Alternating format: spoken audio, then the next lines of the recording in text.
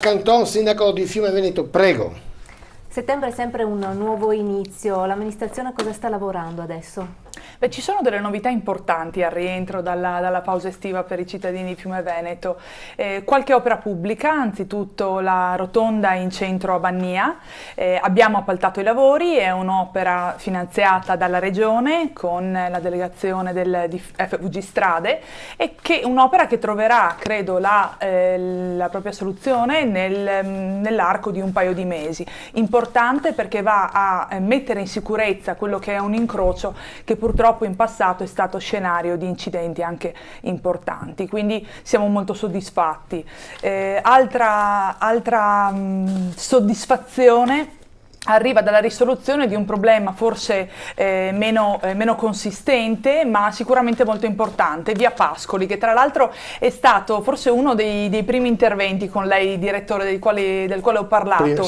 Sì, 3 punti luce che dal 2014 a causa di un guasto non funzionavano, su una curva particolarmente pericolosa della frazione di Cimpello.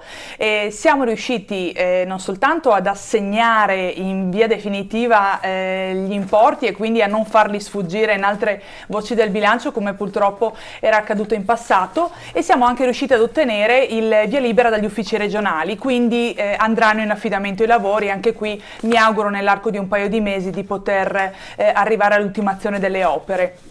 Stiamo anche pensando, ma questo è ancora in discussione a livello tecnico, di implementare con altri 3 punti luce sempre quella via, proprio per dare maggiore sicurezza, maggiore tutela soprattutto ai ciclisti e ai pedoni che la percorrono. E poi un'opera che abbiamo ereditato dalla precedente amministrazione è quella della scuola primaria di Bannia. Un'opera alla quale però abbiamo dato il nostro, dato il nostro tocco, nel senso che abbiamo implementato anche le risorse per poter ultimare delle opere, per poter pensare anche all'area esterna, per la quale non era stato previsto un progetto, e quindi le opere seguiranno il loro cronoprogramma. Negli ultimi 10 giorni ci siamo coordinati con la direzione didattica per poter iniziare il 10 di settembre con le opere ultimate.